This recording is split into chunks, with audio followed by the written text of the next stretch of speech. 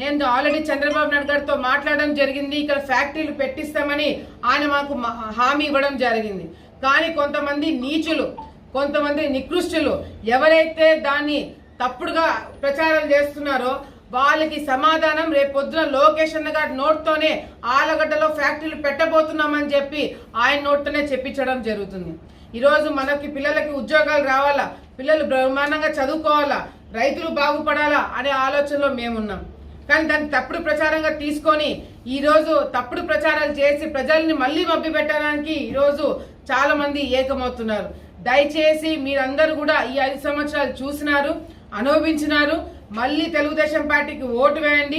పిల్లలకు కానీ, రాష్ట్ర భవిష్యత్తు కానీ, పిల్లల భవిష్యత్తుకు కానీ కాపాడుకోవడానికి మనం అందరం కూడా ఒక మాట మీదకి ఉండాలని చెప్పి కూడా సందర్భంగా తెలియజేసుకుంటూ ఈ శంకరామం ప్రోగ్రాం జరిగేటప్పుడు భారీ ఎత్తున కార్యకర్తలందరూ కూడా కదిలొచ్చి లోకేష్